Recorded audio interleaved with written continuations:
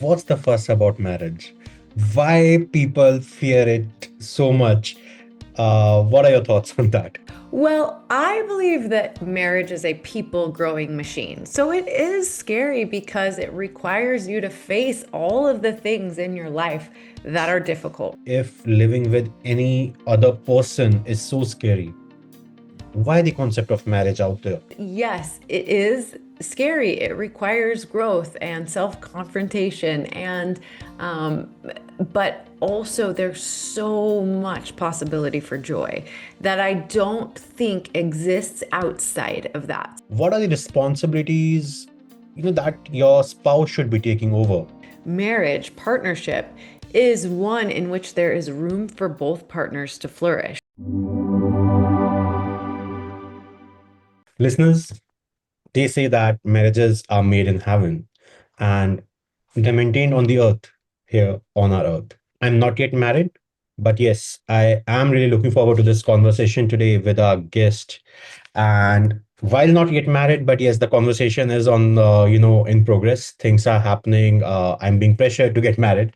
So I would have a lot of questions for you today, Monica, and would love to understand. So probably I would be taking my marriage counseling while being on the podcast. Uh, but yes, totally. I believe this is a conversation that is much required in today's time. And I believe it's the need of the hour where with post-COVID, we are seeing a lot of rise in marital disputes. Uh, People deciding to stay single for the whole life, where they have decided that we don't need a companion for our life. But yes, as they age, as they reach towards the early 40s or the late 30s, the realization hits. And I'm not sure of how it works out in the US, but in India, it really, really gets difficult to find the perfect match. I've not said perfect match, but the apt match out there Yeah. with whom you can align, because a lot of societal factors. But if we leave aside the societal factors, it's your own ideological factors as well as your own psychological factors, because you have grown a certain way and it gets very difficult to build compatibility with someone at that age. You have to evolve yourself, and it gets a bit difficult in comparison to the early 30s or late 20s, or if mid 20s. I believe those are the ideal ages to get married. So before we dive into the discussion, why don't you share an introduction about yourself with our listeners? Yeah, I'd love to. My name is Monica Tanner, like you said. I've been married to my sweetheart companion, hunky man, for 23 years. We Wow. have four children. Our oldest just got married on our 23rd wedding anniversary. So he's been married about 7 months now. And then I have a daughter who has graduated from high school and is serving a 2-year mission. And then I have one daughter in high school and one son in middle school. So that's our family. And I work full time with couples.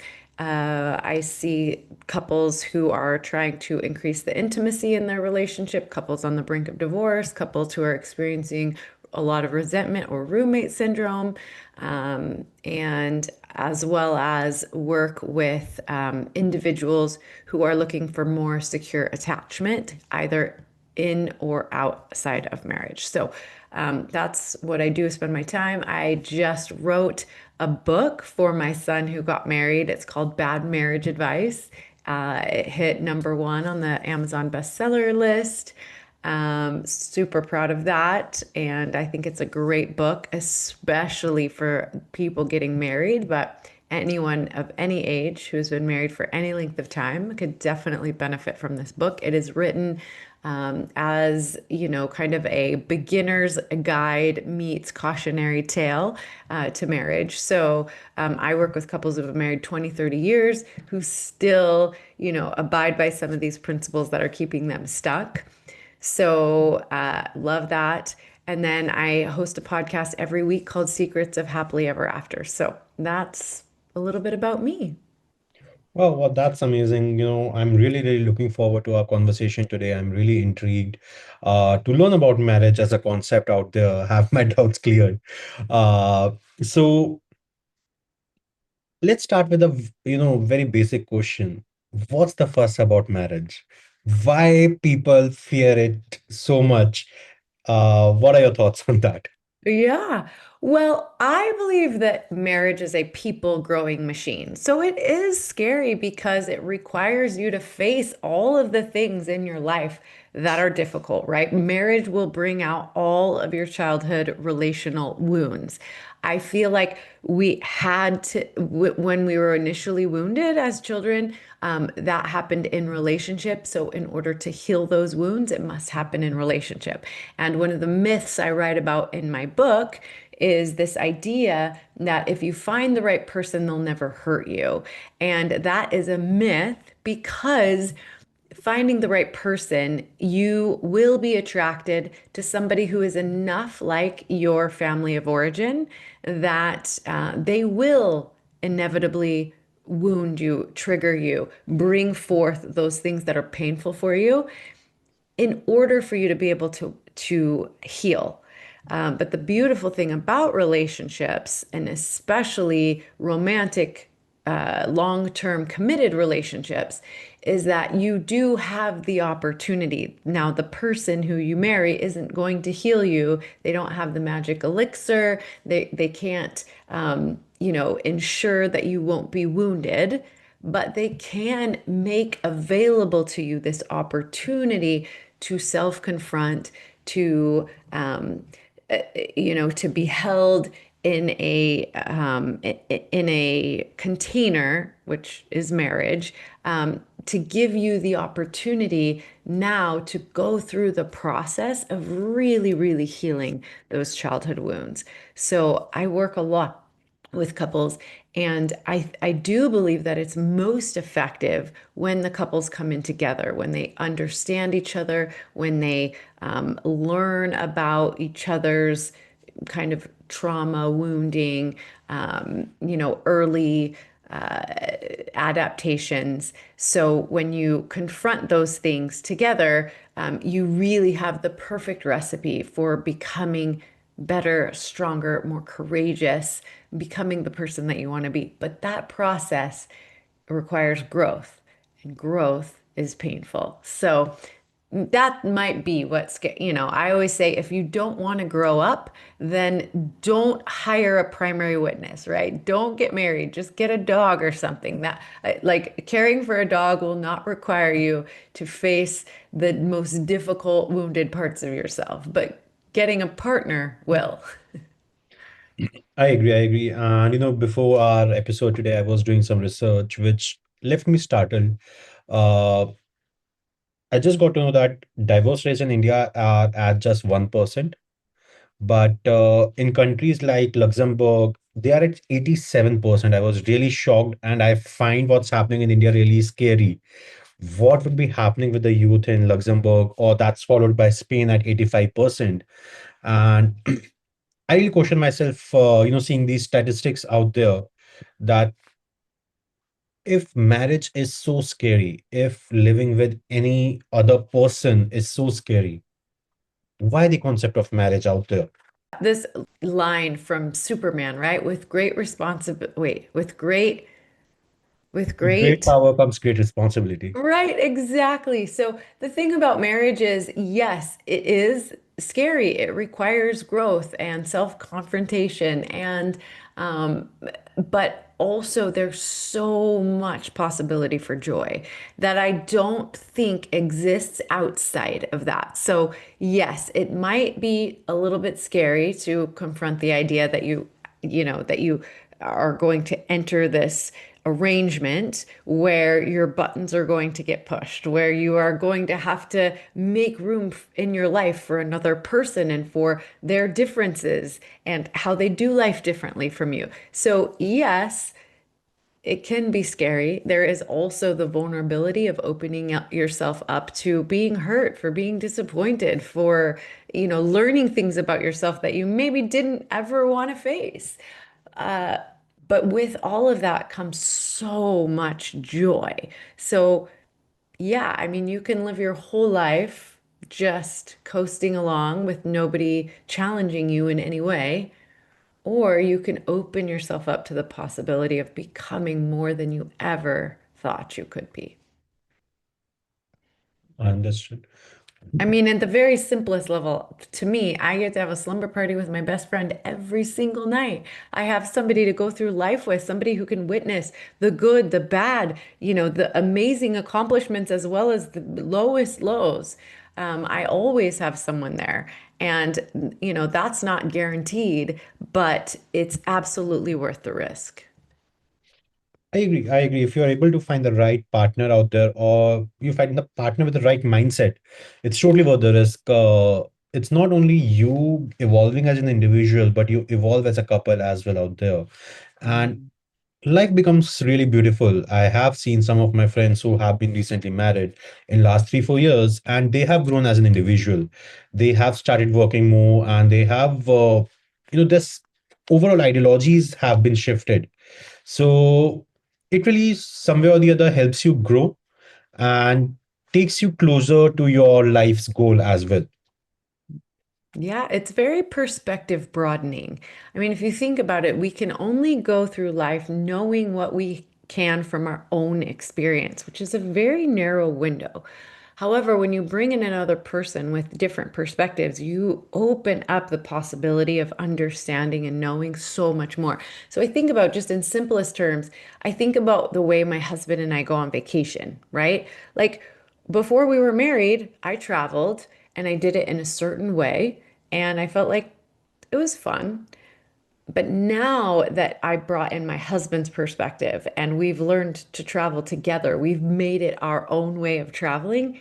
It's so much fun. And we do things that I never, ever, ever would have come up with on my own. I wouldn't have been able to experience it or learn or, do these things that because I married the man that I married, we get to experience together, and it just enriches my life so much more. But that's just one example, but there's just so many things that I think about in this life that I wouldn't have been able to experience without broadening my scope to his life experience as well.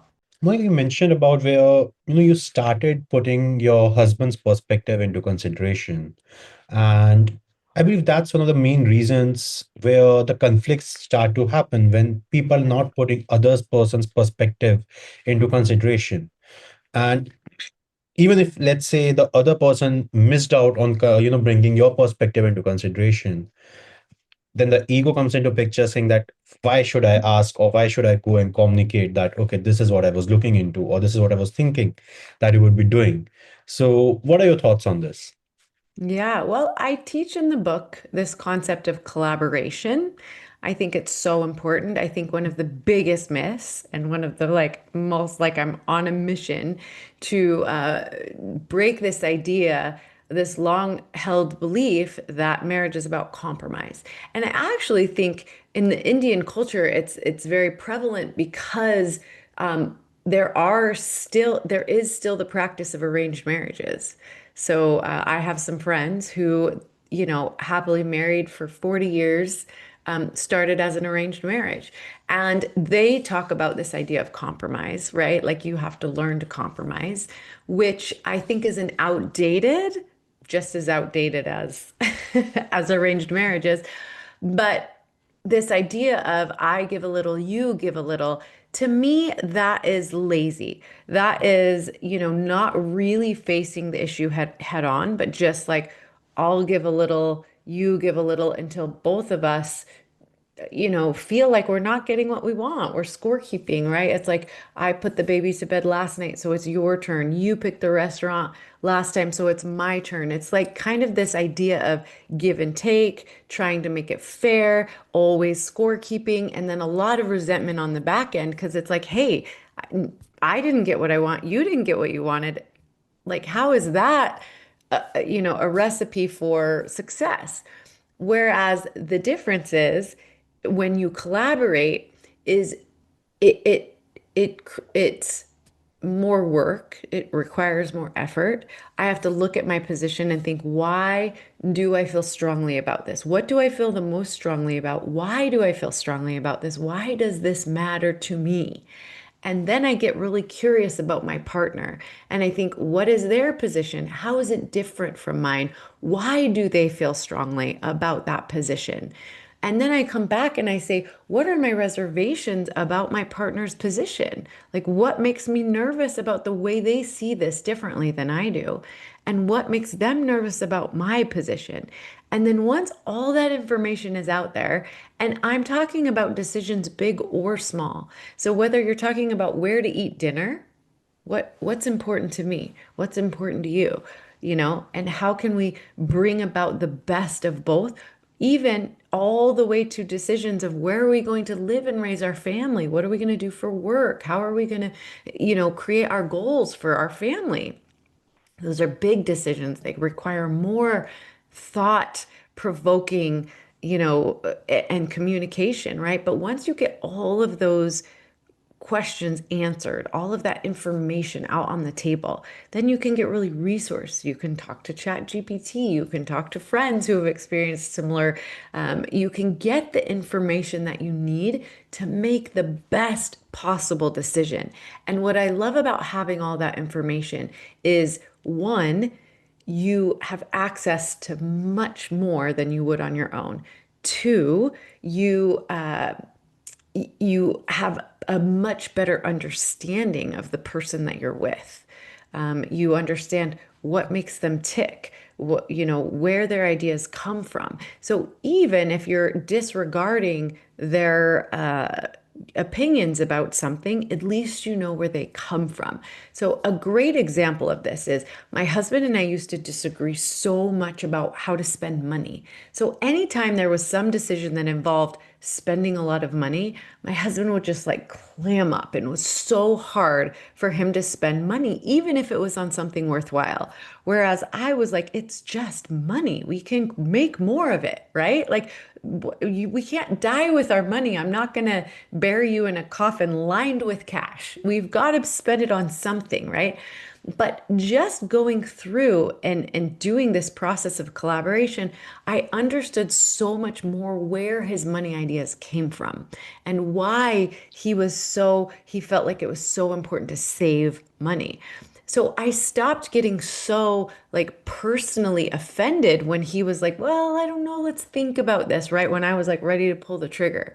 So just that understanding of each other helped all of the random thoughts and ideas and interpretations that we just naturally make about it. Like he must not love me enough to spend this money on me, or he must not care about our family enough to have this experience, right? It was like, no, I can see where his hesitation comes from and I can respect it. And even though I still want what I want, I understand the process that he has to go through to be able to justify this expense.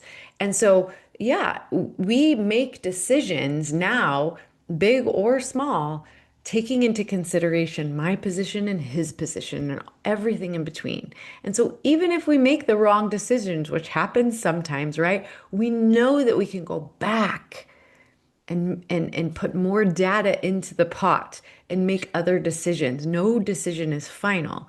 But that's how we work together. That's how we've been able to create a life that we both love, where it's not 50-50, where it's not me giving a little and him giving a little just to like come up with something that neither of us love. It's like that's how we take our perspectives and our experiences and elevate the experience to create a solution that neither one of us could have come up with on our own that we love. That's how we travel. That's how we go out to eat dinner. That's how we decide how we're going to raise our children.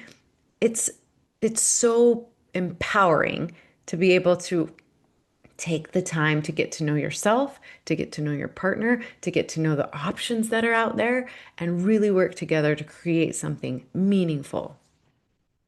Well, you know, the biggest takeaway for me is instead of bringing, when you're coming together, instead of being a scorekeeper, learn to collaborate. You're doing the same thing, but with a very, very different approach altogether. You're now open to accepting the failures as a collaborative goal, as a collaborative, thing that you've been able to achieve together. And if it's success, you have achieved it together. Usually, when you're doing the scorekeeping thing, it's like we failed because of you, Your we achieved fault, success because of right? it. Yeah. So in a particular perspective, you're bringing we instead of I. So the I is removed with we, and that's where I believe the secret sauce lies. Yes. You said that when you said that just now, it like really, really brought something up in me, which is so funny. I've never had this idea or thought before, so forgive it, it's a little raw. But when you said we, what I thought of was a W is two what do we want to say? Angles upward, right? Like the possibilities are endless. Yep. But me is so closed off, right? It's like angled down and there's only so much room versus the we, which you have infinite possibilities. I love that visual and I'm so excited to teach that. Well, that's amazing. That's totally, I can visualize it, and that's really gives me a different perspective to getting into a relationship altogether. Uh, Help me understand, Monica, one thing. The idea of a perfect match out there for singles primarily. Uh, I'm not sure how much Hollywood has impacted the minds of the youth, but being from India, Bollywood has painted a very different picture for us. How love happens, what is the meaning of love, and what are the responsibilities that your spouse should be taking over. Usually, it's not the idea of collaboration, but it's the idea of one person being the alpha in the relationship. Mm, And that whole ideology is so soaked in the initial days or the duration of a marriage, or even when we are looking out for a partner, yeah. that you have a particular picture painted in your mind, and you want to work within the bounds of that particular picture. Mhm. One, how is it with Hollywood, vis-a-vis what's happening with the Hollywood out there? Yeah. Because I have I, seen well, I some. Yeah, Yeah, please I go. mean, I think you're referring to this idea of the patriarchy, right? Where like the man is in charge and he's the leader, and a good woman supports her man is kind of this idea that's kind of been for so many years kind of locked in. And I think, the reality is you really are limiting what you can create together. A good marriage, an intimate, passionate marriage partnership is one in which there is room for both partners to flourish. So it's also combating this idea of happy wife, happy life. So I feel like on one hand, you have the patriarchy where the man is the head and the woman is just there to support the man. And on the other extreme, you have happy wife, happy life, where it's like in family life, we just bend over backwards to ensure that the woman or the wife is happy and everything revolves around her happiness.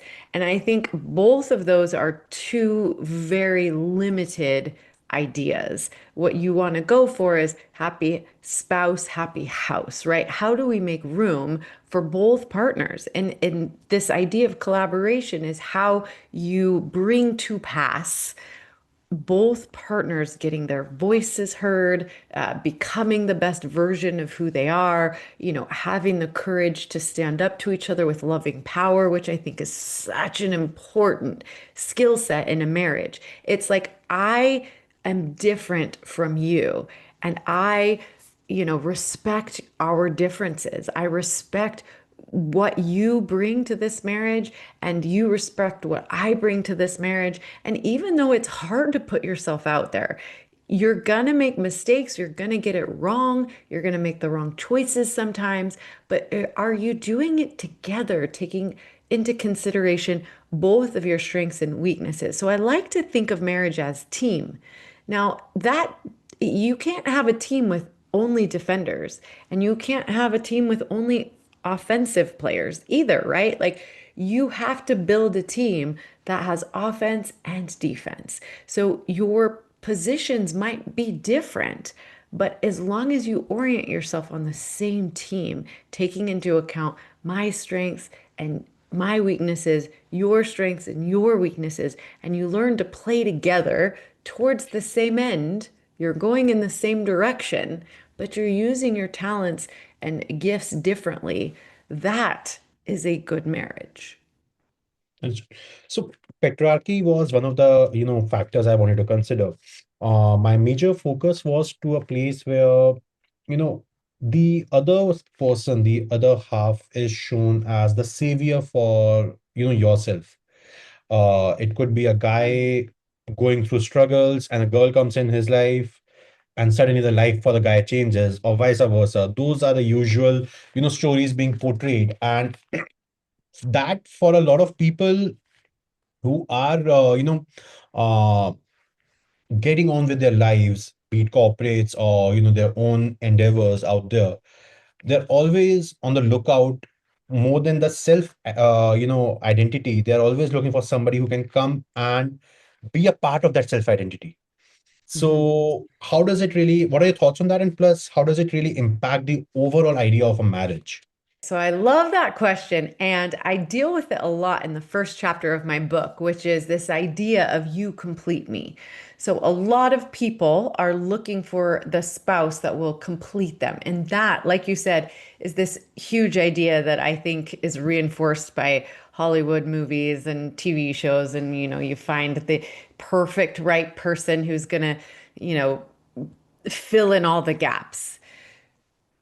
I think that idea is flawed because one of the most important parts of a healthy, thriving, passionate marriage, like I said, is this idea of being a complete individual, still imperfect, but complete, that decides to share your life with another complete individual. So this idea, it's called differentiation, and it is required to create a happy, lasting marriage. It's this idea that I'm not going to fold into you, that I'm not going to, let go of all of my own experience and knowledge and wisdom in order to just, melt into your life. It's this idea that, yes, while I am imperfect and I do have a lot of areas in which I can grow, I am still complete and I'm going to bring my complete self, warts and all, to this marriage. And I expect that you will as well. So as humans, we co-regulate each other.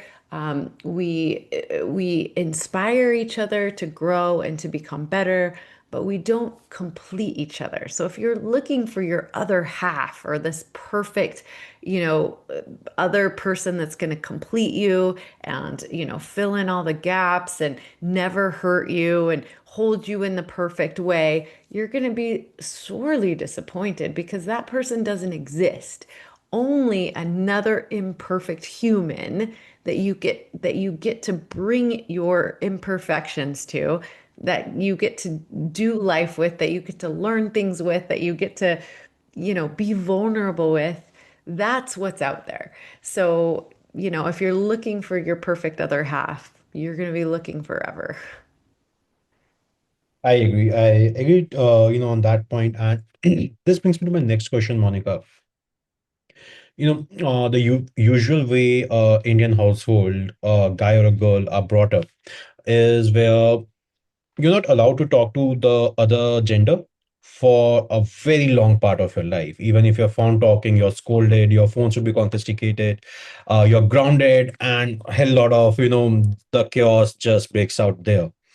And suddenly, the moment you are probably 25 plus, or the moment your parents decide that you're ready for marriage, they expect you to, just go and be out there. While they might give you options to go and, meet too many people out there or multiple matches, they expect you to choose somebody from that list that they're presenting in front of you. So I've got 2 points to make over here. One, I really could not digest the idea that finalizing somebody within those 10 days, 15 days, or a month's time that's given to you as a courtship period to select somebody. And second, for the whole life, when we can go out and meet somebody, understand the other person, you don't allow us to spend that time. We are always sort of walking on a double-edged sword out there, and suddenly you expect us to pop up a boyfriend or a girlfriend in our lives and say that, okay, he or she is my match, and now get me married to that person. How can that happen, and what are your thoughts on this? Yeah, I mean, that's so hard because you're talking about battling decades and generations of tradition, and that's how it's always been done. I mean, I think you can give yourself the best shot by really getting honest, maybe confronting your parents and saying, this isn't how I want to find my match. But if you are required, or you don't feel like you can fight against that, I think you can give yourself the best odds by matching up with the person who you believe has the most potential for growth, meaning they have a growth mindset, they you want the same things as you. That's not to say that they're going to go about it in the same way as you are, but I think if you have the same general goals and you're willing to, again, work on things. So my son actually met his wife and they were engaged in a very short period of time, like about a month's time. And as his mom, I knew, I trusted him to have good judgment, but I also was a little bit nervous. Like, you don't know her very well yet, right? And so, like, anything can happen. But I did feel very confident. Well, I felt very confident that I didn't have a say. But I also, one of the things I asked him was, have you disagreed yet? And what does that look like? Have you had a disagreement and what did that look like? And he was very quick. I mean, I raised him well, and so he knows what I think is important. But he said, nope, she held her own. We have definitely disagreed on some things. And, she can stand up for herself and the things that she believes, and we both respect each other's differences. And to me, I was like, you're good then, right? Like, if you're willing to disagree with each other respectfully, and you're willing to learn the relational skills of repair and respect and repair and reconciling, then I think that you have in your tool belt the tools that you need. You can learn how to communicate. You can learn how to collaborate. You can learn how to resolve conflict. But you need a growth mindset and like a dedication to you know, understanding each other and moving in the same direction. So I think there are definitely, if you have only a month and only 5 options, you can definitely put yourself in a good position by making sure that you can disagree respectfully, that you'll both hold your own, and that you're both moving in the same direction. Help me understand, Monica, with the new age concept. You talked about modernizing marriage, and one of the modern day marriages concept I've seen is a concept called DINKS, double income, no kids. I'm Yeah. not sure if you have heard it in the US, but yes, that's something I get to hear a lot these days. So, what are your thoughts on that? Yeah, I mean, I know a lot of couples who have chosen not to have kids, which is completely up to them. I try not to judge other people's choices.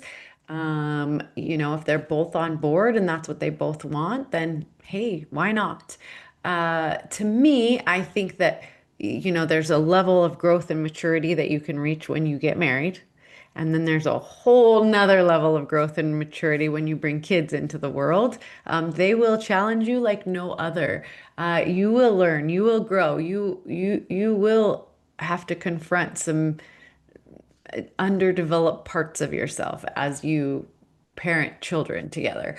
But that's not to say that's the only way to do it. That's just the way I've chosen to do it. So, um, I kind of think however feels good to you is if both partners are on board, then I think you go with that. Amazing, amazing. And help me understand, one more thing, Monica. The importance of communicating about sexual, compatibility before you're married. That's not a very easy to have discussion in the Indian context, but how do you navigate this in the US? And Yes, if it's a stigma to talk about before marriage, how can somebody really navigate it? Well, yes, so important. I think there is so much stigma around these conversations, but are so important to have. And so I do think that's something to be addressed before marriage. I don't necessarily think you have to have any type of sexual relations before marriage to like test it out. But I do think communicating about your wants and desires and expectations is absolutely something that you talk about. And I think that meeting with a coach or a counselor or somebody that can guide you through these conversations and help you create that skill set and kind of get all of that out on the table is super important. I know I offer premarital counseling. I have a lot of friends who do the same. And, one of the things that we talk about when I see couples that are, getting ready to get married, we talk about sex. We talk about what are your expectations? What was your experience? What did you kind of glean from your parents growing up? What have you seen? Um, and what are your ideas about what this should look like after marriage? Once you open up that conversation, it becomes easier. It's not necessarily going to be stress-free, but you can definitely have somebody help you open up that the ability to have those conversations. You have written a book called Bad Marriage Advice. So, can you share some of the bad advices that people who are getting married are given? Yeah, so I mean, we've gone over a few. This idea that marriage is about compromise, that's really bad advice. Happy wife, happy life, terrible advice. Never go to bed angry. Don't sweat the small stuff. Find somebody who completes you. Those are all chapters of my book. There's 15 really bad pieces of marriage advice that are just, kind of quippy and they sound right, and people love to give that advice to young newlyweds. And for me, in my 23 years of marriage, definitely I've had to overcome some of those ideas. And working with couples, I've seen couples that following these ideas kind of suck the happiness and joy out of their marriage. And so in the book I kind of go through each piece of advice. I talk about why it's bad marriage advice and then how to do it better. And so it's not like super deep and hard to get through. It's written for a very you know busy audience. So in fact, I was just talking to a friend and she's like, I'm loving your book. And one of the reasons why I love it so much is because it's not like super heavy. Like I can read a part of it and then put it down and, do something else for a while. And then if I forget, you've got summaries and it's so easy to get back to it. And that's what I really wanted. I wanted it to be easy to digest, easy to just look at. And I wanted it to be humorous, right? Like there's a lot of personal stories in there of like things that my husband and I have learned, or, different couples that I've worked with that, you got to learn to laugh at the challenges in life, right? One of my very favorite quotes by a woman that I admire and respect, her name is Marjorie Hinckley. She says, in life, I'm paraphrasing, in life's there's so many challenges in life. I can either laugh or cry, and crying gives me a headache. So I prefer to laugh, right? And so, having a sense of humor and just a lightness about nothing in life is so important, right? Like life, my mom has a magnet on her fridge that says, "Life is too important to be taken so seriously."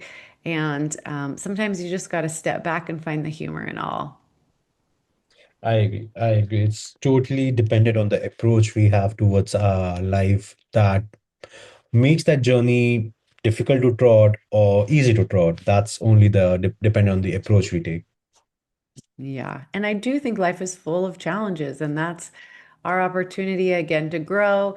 And I believe we were put on this earth to learn how to learn how to love those who are hard to love, how to love the people that we love in moments that are hard to love them.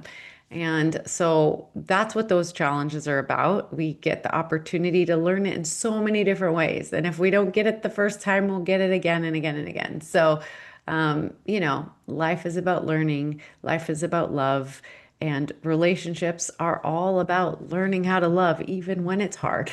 And so, yeah, that's the gift of marriage.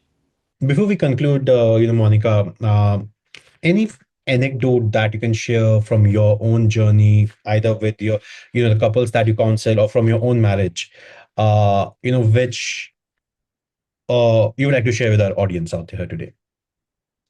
Yeah, I think just like I hopefully the theme throughout our conversation has been that marriage is so worthwhile. It does require a lot of communication. And so I think the through line in my book is that if it engenders lazy communication, if it gives you some sort of loophole to not have to communicate, to not have to really look inside of yourself and figure out your thoughts, to be able to communicate it with your partner and to be open to their ideas and thoughts as well, then it's bad advice. But if it requires you to grow and to get more communication skills and to get more curious and more vulnerable and create more space for each other, then it's good advice. So that's how you can kind of tell that's the litmus test of good advice versus bad advice. And it's an ever evolving process. You're never going to be perfect at it. You're always going to face challenges in this area, but that's how you know you're growing. That's how you know you're creating a marriage that you both love. Well, that's really good advice out there. And listeners, just I'd like to reiterate what Monica said. Happy spouse is a happy house. Let's go with that instead of the other version that we usually follow. And remember, We Are Listening is an anonymous mental health platform as well. So if you're facing any issues, anything that you're not able to share outside, just come onto our platform, vent out, share with us, and it's going to be completely anonymous. And until then, please do remember, we are here for you and we are listening. Thank you.